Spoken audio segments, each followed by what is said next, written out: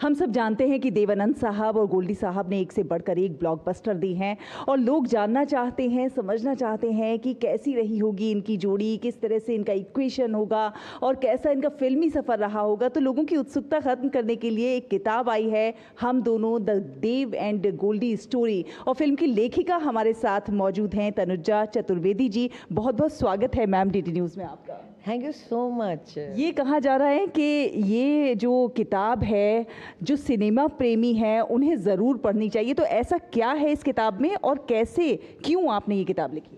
मुझे लगता है जिनको केवल सिनेमा के प्रति जिज्ञासा हो वो भी पढ़े तो उनको इसमें मज़ा आएगा, क्योंकि इसको पढ़ने के बाद आप लोगों को पता चलेगा कि कितनी मेहनत और कितना क्रिएटिव कॉन्फ्लुएंस होता है, इतने सारे इन्फ्लुएंसेस का एक फ़िल्म बनाने के पीछे एक बहुत बड़ी कहानी होती है।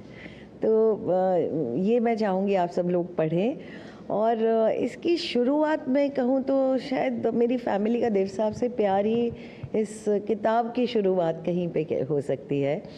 तो उनके, मेरी माँ बड़ी ज़बरदस्त फ़ैन थी, मेरे भाई बहुत फ़ैन थे और मैं भी उनकी फ़ैन, मतलब जो फैमिली ने कहा कि चलो ये प्यारा तो प्यारा, पर देव साहब मुझे बहुत प्यारे लगते थे शुरू से, क्योंकि वो बड़े उनका एक बड़ा लिबरल, एक बड़े हिप थे, बड़े कभी कोई जीवन की कोई मुश्किल से हार मानते हुए उनके कैरेक्टर को मैंने कभी नहीं देखा।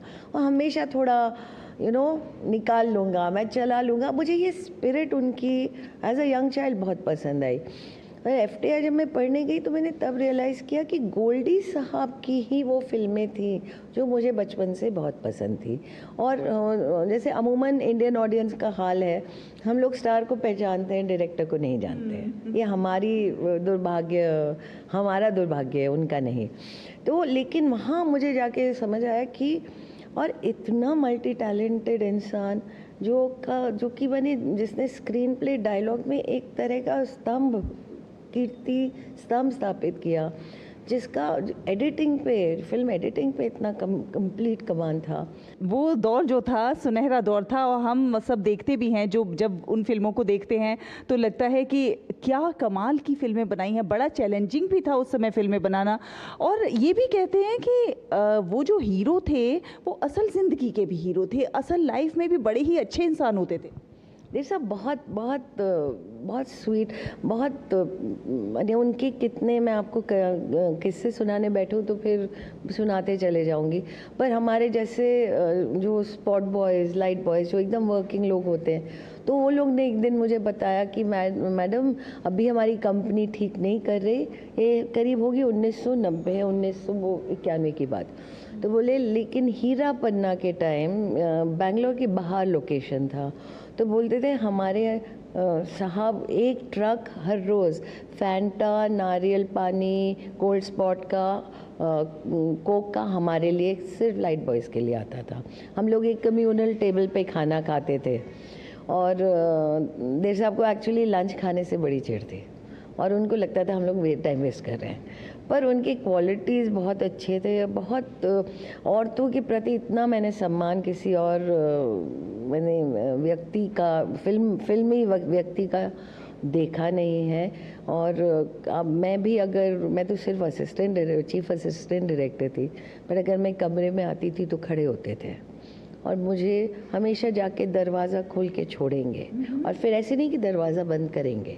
मैं जब तक आंखों से ओझल ना हो जाऊं, वो मैं उनकी निगाह मेरे ऊपर रहती थी। तो ये अगर इंसान स्टार बनता नहीं है खाली अपने, और खूबसूरत तो थे ही, क्वालिटीज़ से बनता है। और उनका मैं आपको क्या बताऊं, उनका डिसिप्लिन इतना था।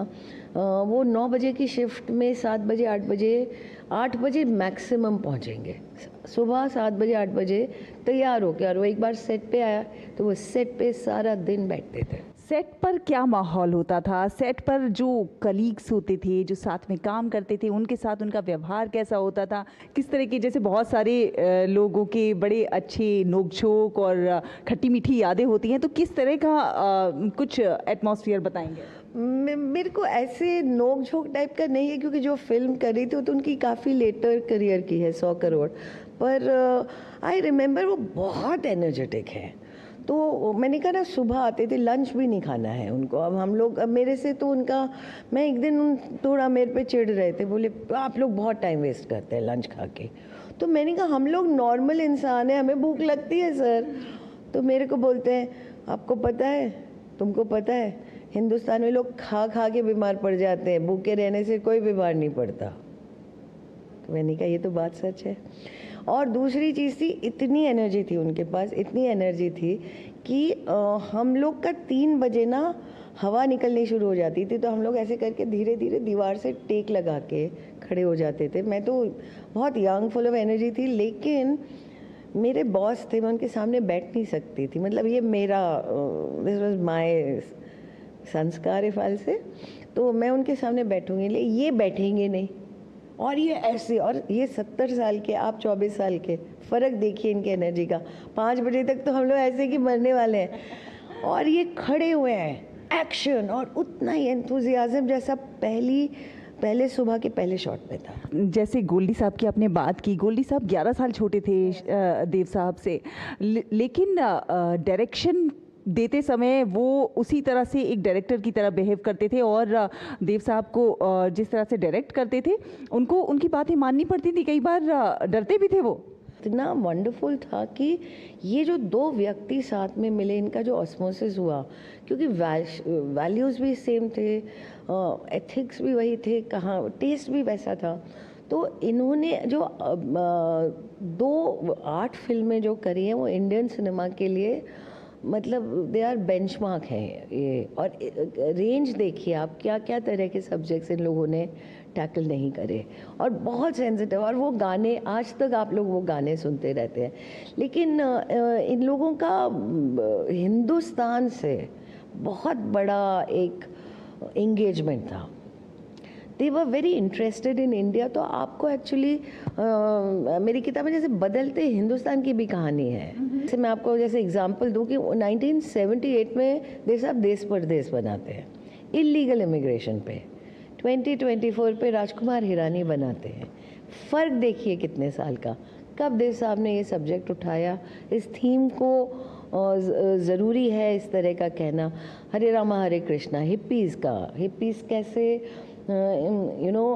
एक तरह का एक यूथ का बेजार हो जाना, जो भी अपने पेरेंट्स से और अपने जो भी फिगर्स ऑफ अथॉरिटी से हैं, हमेशा यूथ की तरफ थे देव साहब। तो कहते हैं कि वो सिर्फ एक हीरो नहीं थे, बल्कि एक सशक्तिकरण की मिसाल भी थे, परिचायक भी थे, क्योंकि कई ऐसे सामाजिक मुद्दों को उन्होंने उठाया है जो शायद उठाने में लोग डरते हैं। बिल्कुल, आप देखिए रोज़ी जैसा कैरेक्टर बनाने में किसी की हिम्मत ना हो, वो भी 1960 के हिंदुस्तान में। मैरिड औरत है और वो जाके किसी और से प्रेम करती है और उसके जाके रहती है। तो ये थीम होगा फिल्म का। तो इनको तो इतना लोगों ने क्या क्या बोला था कि तुम कंपनी बंद पड़ जाएगी और डूब मरेंगे आप, और आपका रोमांटिक इमेज। अरे ये तक बोला था इनको कि जिस फिल्म में आप औरत की कमाई पे जी रहे हैं तो आपका करियर बर्बाद हो गया। हिंदुस्तान की ऑडियंस एक्सेप्ट नहीं करेगी वो आदमी जो औरत की कमाई पे जीता है। पर फिल्म ने तो पूरी गणित ही उल्टी कर दी, है ना। सो इनके जो थे, शायद इन्हें अपनी ऑडियंस पे ज़्यादा भरोसा था, शायद इनको ज़्यादा ट्रस्ट था कि हम अगर कोई नई बात कहेंगे तो वो सुनेंगे, वो समझने की कोशिश करेंगे। सिनिसिज्म नहीं था, अरे ये अनपढ़ लोग ये क्या करें, नहीं, देयर वाज अ रिस्पेक्ट। किस बात ने आपको प्रेरित किया कि नहीं, मुझे किताब लिखनी है, मुझे ये चीज़ लोगों तक पहुंचानी है, इन किस्सों को लोगों तक पहुंचाना है? ऐसा मतलब मैं इन्हें बहुत प्यार करती हूँ और मैं पढ़ाती हूँ फिल्म स्कूल्स जाके, तो हमेशा इनकी फिल्में दिखाती थी। तो मेरा कोई प्यार का एक मोमेंट नहीं है, मैं तो प्यार चल ही जा रहा था। तो मैंने ऐसे ही फेसबुक पे गोल्डी साहब की फ़िल्मों के बारे में लिखना शुरू किया। फिर वहाँ से मेरे दोस्तों के फ़ोन आने शुरू हुए। फिर मेरे हस्बैंड ने कहा कि इसे किताब के रूप में लिखो। तो मैंने कहा मेरे को तो किताब लिखनी नहीं आती, मुझे सच में ही नहीं आती है, तो मैं कैसे लिखूँगी। और फिर इतने मैंने इनके बारे में लिखूँ तो इतनी मेरी औकात भी कहाँ है, तो मैं बहुत डरे रहती थी। फिर मैंने कहा क्योंकि मेरे पास मैं गोल्डी साहब के स्किल सेट शेयर करती हूँ।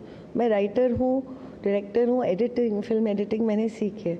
तो मेरे को एक था कि मैं गोल्डी साहब कि जो उनकी कला के सारे आयामों को मैं खोल पाऊँगी, वैसा कोई नहीं कर पाएगा, मतलब मैं कर पाऊँगी। और जो देव साहब से मैंने सीखा, वो जो साथ मुझे उनका मिला, जो वैसे जो किस्से मेरे पास हैं, तो मैंने सच में सोचा कि मैं नहीं, अब मैं if not me then who, if not now when. तो हिम्मत करी, लिखा। तो की बात करें तो कौन सा गीत ज़्यादा आपको पसंद आता है, आप चाहेंगी कि वो दर्शकों तक पहुंचाएं?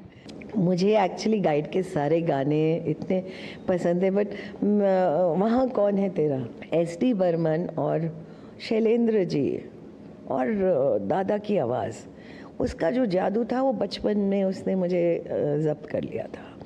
और उस गाने का कितना मीनिंग है। वो गाना हमारी आध्यात्मिक जो जर्नी है हिंदुस्तानी, एक हमारे कल्चर में है, उस गाने का वो रिप्रेजेंट करता है। और कितनी बातें कह देता है वो गाना आपसे। तूने तो सबको राह दिखाई, तू अपनी मंजिल क्यों भूला, सुलझा के राजा औरों की उलझन, क्यों कच्चे धागों में झूला, क्यों नाचे सपेरा। तो जावेद अख्तर साहब ने तो अभी शैलेंद्र जी की सेंटेनरी पे कहा था कि क्यों नाचे सपेरा, इन 3 शब्दों पे तो आप PhD कर लो, किताबों पे किताबें लिख लो। क्योंकि सपेरा कैसे नाचता है, सपेरा तो सांप को नचाता है, बट सपेरे को कौन नचा रहा है।